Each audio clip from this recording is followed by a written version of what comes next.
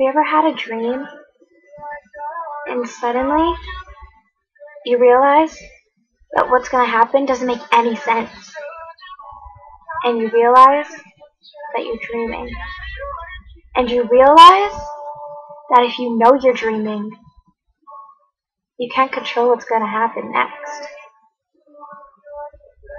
Sometimes, when things are really bad, I sit and make lists of reasons not to kill myself.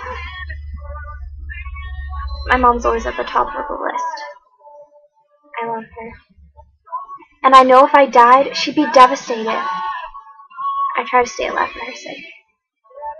Next is usually my little sister. There's been so much wrong that's been going on in her life. And it'd be sad to die without really knowing her. Next is my friends. But when you want to kill yourself, it's hard to think rationally who your friends really are.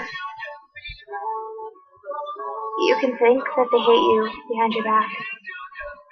And you can think that secretly they already want you dead. I'm not saying it makes any sense, but you can think it. The first time I tried to kill myself, I was 10. When I woke up the next morning, I was so relieved. I was so happy that I hadn't succeeded. And I didn't tell anyone.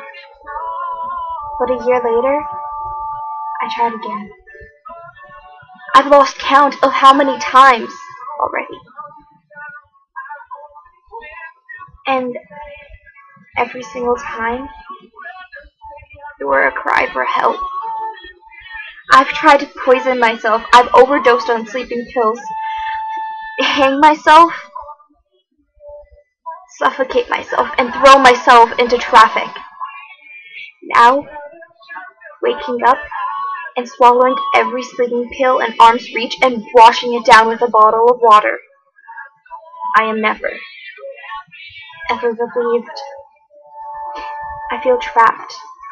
I feel desperate. I feel like even more of a failure, and I have even wondered that the reason that I can't kill myself is because I'm already dead and in hell. This place is a living hell. And there's no better description than that. But your physical drive to live can overcome your mind's desire to die. Your instincts to breathe are hard to overcome. And you can't bear another second of misery. But your heart just refuses to stop beating. It has some nerve. It's hard to tell people I love that I want to die. So I spend a lot of my time and energy pretending that everything's okay. I make jokes. And when I ended up in the hospital, it was almost a relief. I didn't have to act for anyone anymore. I just cried all day. And no one took it personally. No one wanted to blame themselves. And I could cry to my heart's content.